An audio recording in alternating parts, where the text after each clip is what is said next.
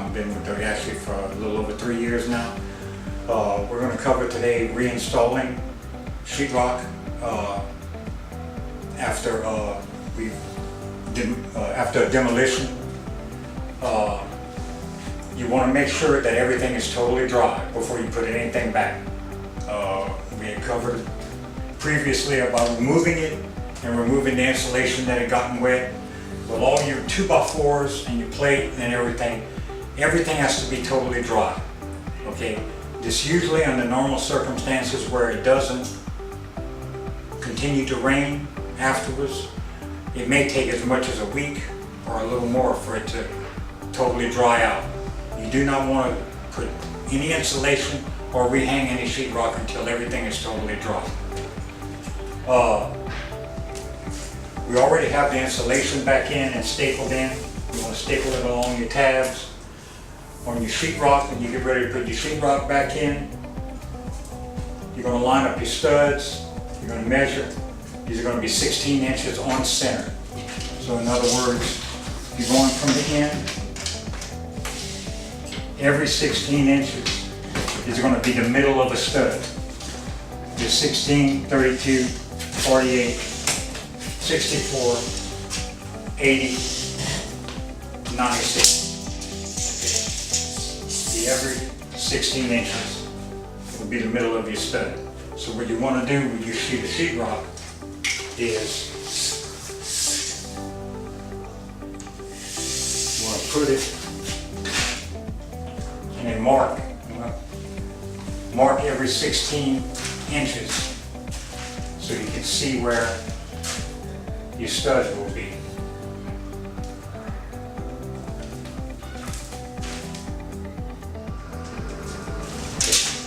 And that. You're going to move your sheetrock and put it in place.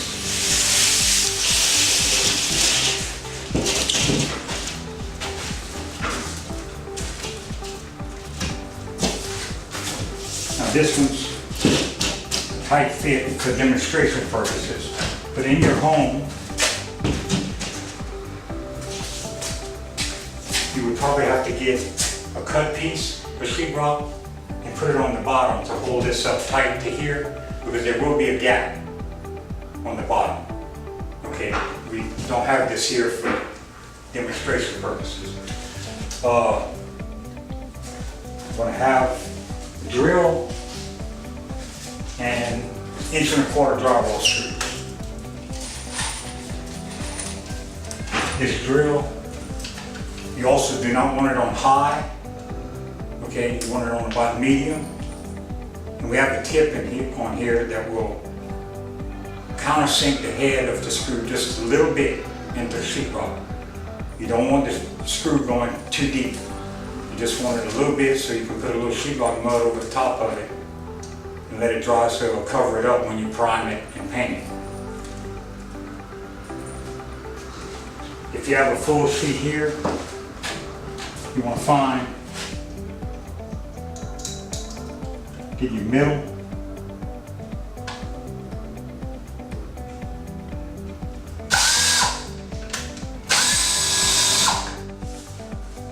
Okay, and do this on each stud, following your mark down.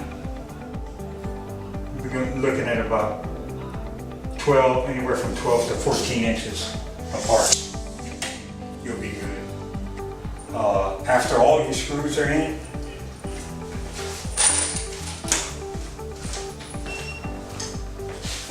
you'll run a bead. You'll do your seam first. And doing this part of it with the sheetrock mud is not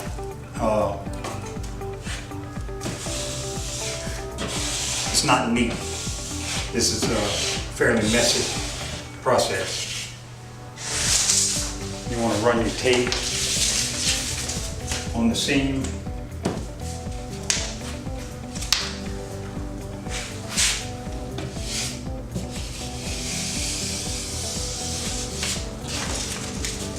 Now just cut this off,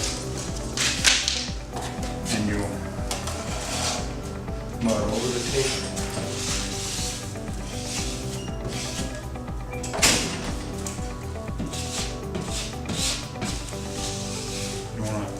too much excess. You want to put enough, because you will come back and sand this down afterwards. And once you have your tape joint done, then your K, your screw holes, okay, where your screws were.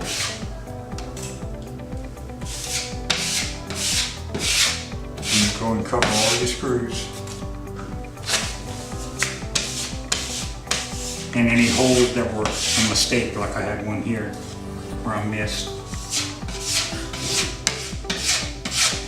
Okay, you cover all your holes, and then you want to let it dry. You want to sand all that down to where it's smooth. Okay, before you prime it. You probably have 1 coat of primer and 2 coats of paint after everything's done, and then you will come in and run your molding back and put your molding back after all that's done. Actually, after it's primed, you can go ahead and run your molding and then paint your walls and then paint your trim.